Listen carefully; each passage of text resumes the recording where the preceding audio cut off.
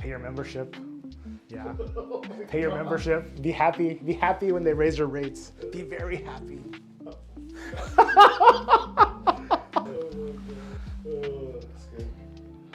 Hi, my name is Peter Lynn. I am 39 years old.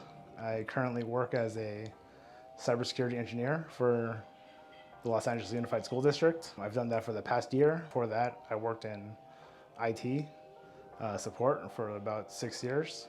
Before that, I was a teacher. What fills my days besides work and CrossFit is I like to eat. I like to find new restaurants. I like to shop at Costco and find awesome deals on random stuff. Currently, my days are filled with just cybersecurity training because the industry is packed with a bunch of certifications. So I'm constantly studying for a new one, and usually they get more and more rigorous as you go. So currently I'm hitting a kind of I guess my first peak in my cybersecurity career in terms of the training that I'm studying for, just because it's more rigorous.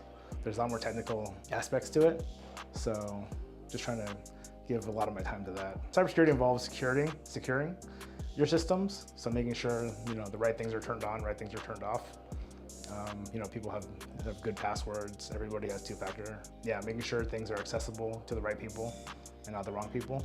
And yeah, once in a while you have to fight, an attacker or something to that nature. But for instance, even like the stuff I'm currently studying for is hacking certifications. So I'd be the one doing the hacking and testing things out from the other side.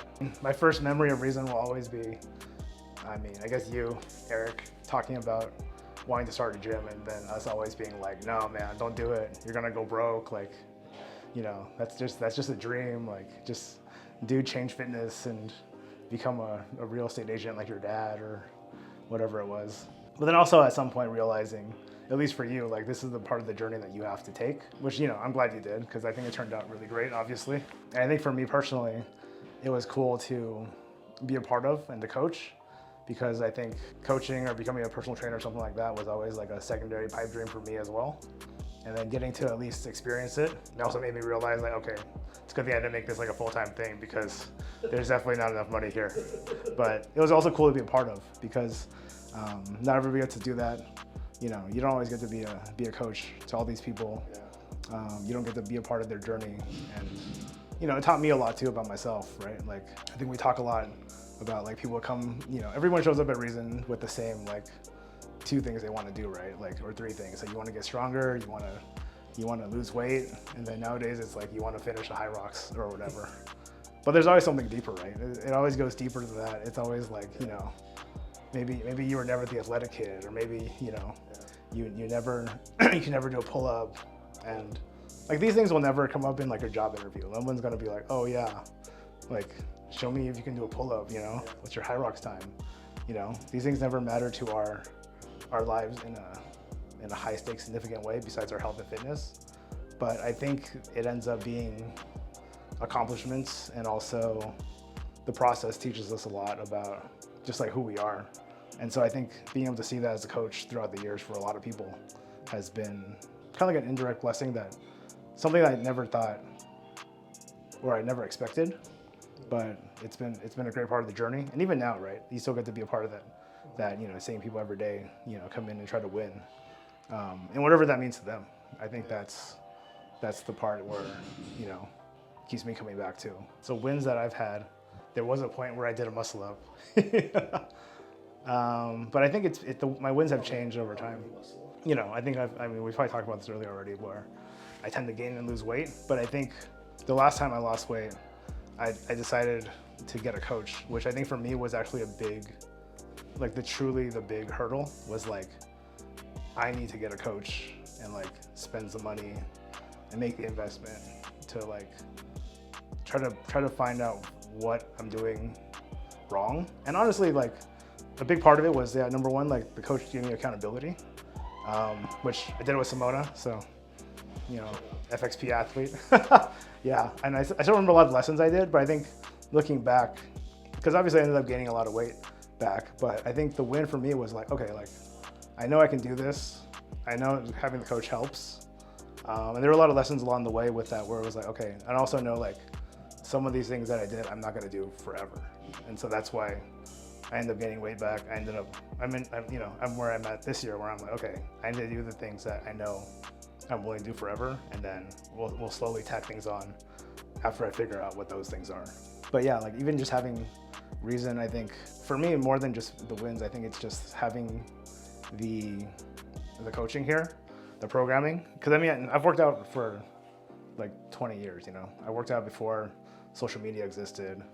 You know, I started working out when I played football, you know, just hitting the weight room.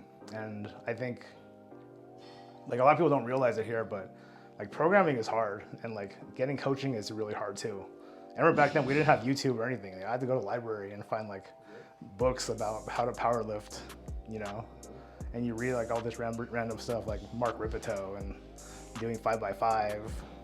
And then the internet came along and we could read people's blogs. And so I think having reason, you know, for periods of my life too, that I was like, even right now where I'm like focusing on a lot of other things in my career, in my personal life, I can show up here. I know the hour is gonna be, you know, high quality coaching. It's gonna be high quality programming, and then I can trust it. I can turn off my brain, and especially like turn off the old coaching side of my brain where it's like, oh man, maybe I should be doing this or that, or I should be doing, you know, I should row at like at this pace or whatever. Like I turn all that off, and I can show up, I can do the class, and I can go home knowing that I got a good workout in. And I think for me these days, that's the win, you know. And that's also the privilege of being here, of course. You know, without that, like I've gone to like regular global gyms here and there by myself, and it's like, oh man, like what do I do today, you know? Yeah, machines, or like, do I look up some random WOD from, you know, Linchpin or, you know, CompTrain or something? Like what am I supposed to do right now? And so, yeah, that's been, you know, very helpful, I guess, in this season of my life, especially at this life stage, I think, because I feel like at this point I care a lot less about like hitting some kind of PR, you know, or anything like that, because I'm almost 40, right? Like, this is the point where you have to really start locking in for your health, which I mean, I guess is what we've always been doing, but you know, to some point it's like, okay, that has to take the front seat. I feel like it's been that way since like after 35, and then I think it's just been more and more so. I mean, there are some points in my journey where I think I'm just like, I don't know what I'm doing, but at least I can show up at reason, and then I know I'm gonna get a good workout in, you know? Similar to the nutrition plans I have this year, where it's like setting that baseline. I think, at least with fitness, I've done it for so long that I kind of have that baseline where it's like, if I show up to class, I know I wanna go hard, you know? I wanna lift as heavy as I can. I wanna go as fast as I can on the WOD. Whatever I can get done within this 1 hour is what I get, because I know that's the amount of time I'm giving it to it, and I'm gonna give that time fully over to fitness. And I know like that's obviously gonna be more than enough to move biomarkers, right? Like, you know, lower cholesterol and diabetes, etc. But for me, it's also being realistic of like, okay, if I don't hit a certain PR, a certain day, or certain whatever, it's because I am only dedicating this much time and this much effort to the journey now. Like I can do more here and there, but it would just be for fun. It's kind of like I know my baseline for my exercise, so this year I'm figuring out my baseline for my nutrition.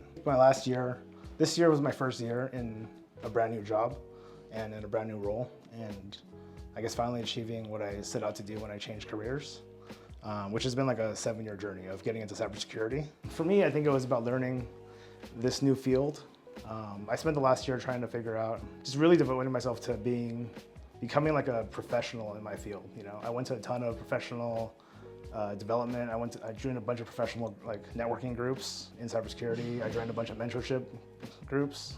I think for me, it's about, the last year was kind of about finding my space of like, who am I in this career field? Because honestly, when I got the job, I felt like full blown like imposter syndrome. Like probably for the first time in my life where I felt like, dang, I have no idea what I'm doing here. And like, I have no idea what I'm looking at day to day. Like for the first time, I felt like extremely challenged. And so, you know, I'm excited to be in this new field. But yeah, that's been what's kind of filled up my time the last year of just like learning, working, trying to catch up to all the young kids that get out of college and have done this for like, since like they were in middle school. But I mean, I've been enjoying it. It's been fun. It's pretty much what consumes my days outside of actual work and working out. I think my fitness journey has always been based on a level of, I think I talked about earlier where like people don't show up here to get what they say they want, right? Like get stronger, lose weight, you know, build muscle. We always want something else. And I think for me, fitness started as a way to, as like a part of my identity, you know, to build confidence, to feel like I'm not just a fat kid, you know, I'm like, I can be really strong. And I think the stronger I got, the more I felt confident, and the more I just felt like, wow, like people can't do what I'm doing. Like this is incredible. Like, you know, it's an incredible, empowering feeling of like, you know, like who else can bench 315 this many times? You know, very few people. And I think it just became like a niche thing where you just start chasing it, right? It's like making money. Like you never make enough money and you can never be strong enough. There's a baseline level of like, you know, strength and everything else you need that makes you strong enough, right? And so I think along with that, fitness became like, oh, you know, I can never be fit enough, you know, I'll never be like Rich Froning, you know. I think part of the fitness journey is also just, you're always chasing that little extra, you know, and it kind of is like a way that we drive ourselves. And, you know, sometimes you do have to take that zoomed out big picture moment and be like, okay, I'm like significantly fit right now. So what am I using my time and resources for in my fitness journey? My fitness ultimately took a backseat. Well, more so my nutrition, especially when I was getting divorced. Partially because life was just transitioning, you know, a lot of things change. You need, you know, money changes. I was moving. I moved back to my family's house, which for me was, you know, a whole psychological like breakdown of like, oh, what does this mean for me now and all that. And I think even just my career change was triggered by all this because I was like, okay, I need to make more money now. And I also like don't love my job. I don't hate my job. It was a good job. You know, everybody loved me there. But yeah, I think that just kind of builds into like kind of the past year and a half where it triggered a shift into what do I really want right now. And so I think from there, looking at what I really wanted, which was ultimately finding a better job, moving on with my life post-divorce, and, you know, making more money, moving in, figuring out who I am in this season. I think that ultimately took my nutrition into a backseat, but thankfully I was still able to keep my fitness. And again, this is why I value the coaching and the programming so much, because without being able to just show up for an hour and just let myself be coached and led, like, I don't know where I would be. You learned about your health and fitness and about yourself in the last 2 years? I think a big part of it was just accepting I'm not a pro athlete. Like, I'm not gonna have, you know, unlimited time and resources dedicated to my health and fitness. And then from there deciding, okay, what am I gonna dedicate to my health and fitness? How much am I gonna prioritize this? And why? And it's still a journey of figuring it out. The thing I'm making a run for now is my career. Yeah. Because I feel like I'm behind all the young kids, you know? Like I go in every day and there's like another guy that's like 27. He knows like 10 years worth of knowledge more than me, you know? So it's like showing up here every day and seeing like Drew and being like, I'm gonna be Drew, fitter than Drew in a year. Like, it's not gonna happen, but that's where I'm at in my professional career right now, where it's like, everybody I work with is significantly far ahead of me, and I want to be there or as close to there as fast as I can, because I'm nearing, you know, the midpoint to the end point of my career now. This is like the last, you know, maybe 20 years ago, and so the other side of it also is, you know, I'm trying to make as much money as I can year over year. So yeah, that's just because I want to, I guess. Not really, you know. I want unlimited DoorDash. No, I don't know. I think if I had goals financially, it would just be financially stable enough to travel when I want, how I want. But yeah, also I think, you know, I enjoy my career right now, and so I think for me, the time I do, you know, dedicate outside of just like the gym is my career. So it's about getting, you know, all the cybersecurity stuff done, you know, networking, figuring out that path. I think community is like super important, because I think one of the things I realized during COVID was like working out alone is like horrible for me, because I mean, there weren't people suffering around you. And I think just being in a gym, having a coach, you know, having your friends around you, you know, doing the same workout, you know, suffering together, it just makes it that much easier to push that extra little bit. And so I think on top of that, knowing like everyone, when you show up, like, you know, people are gonna be supportive. You know, no one's here to judge what you're doing. And you know, I've done it for a long time where like, I don't think about those questions as loudly as before. You know, everybody has their first day when it's like, oh my God, like everyone is here so fit and they're like lifting so heavy, they'll never accept me. But realistically, like we barely care about that, you know? Yeah. Like we're just here to think about our own workout. Yeah. So I think those voices, obviously, I don't struggle with as much. It's important to me to have people that are here and that care about, you know, these things. I feel like, because I've been here since the beginning, I definitely have both. Because I've had different groups of friends come and go through Reason. And throughout the years, I'm still at Reason, but they're no longer here. And I think I've seen Reason change from, you know, so many layers, you know. I remember when we used to do on-ramps and now we do rooted. And I think that's a huge deal, where it's like, the maturity of the gym, I feel like in a way I've matured with the gym. And so in a way my relationship is to Reason as much as it is to anybody that I'm friends with at Reason. And you know, I still keep in touch with people that have come and gone. It doesn't change my relationship here. And I think just because I've seen so many transitions of where the gym has been, also mentally, I'm also just always prepared for like that next phase, you know? And I think that's what I've seen when people leave is like, there's a growing phase and people don't like it. They say it's because of, you know, why are we raising rates? Why are we doing this? Why are we closing on holidays? And I think ultimately, I've come to learn it's simply just, it's a value misalignment, right? Like people have certain things they value. They spend a certain amount of money, they expect a certain amount of service. And I've come to realize, you know, Reason has their own set of values, you know, and these values will change and will adapt over time, but the values are ultimately there to provide you, you know, the best service that Reason is here to provide. You know, changes come and they go. You know, I try to roll with it as best as I can. I'm ultimately myself and I have my own values as well. And so far, you know, I think to me, I still have strong alignment with what the gym is about. I mean, I think there are things that even people that are here don't understand. I think explaining what it means to be an excellent gym and why certain things happen here or don't happen somewhere else is always hard. I mean, just off the street, it's just telling like my coworkers I go to like a certain gym that I paid a certain amount of money for, like that's over like $50 a month and it's not Planet Fitness is already crazy. You know, like that's already nuts. Like, you know, I work with people that don't have gym memberships at all, you know? It's very much a thing in my field where people just, they sit at their computer at work, they sit at their computer at home and play video games. Even just being the guy that says he works out is already like, whoa, that's crazy, bro. That's like Scientology, you know? Yeah. And so explaining then after that I do CrossFit at a gym where, you know, in Arcadia that charges like 3 figures a month, et cetera, is like, whoa, that's insane. You're in a cult or something, you know?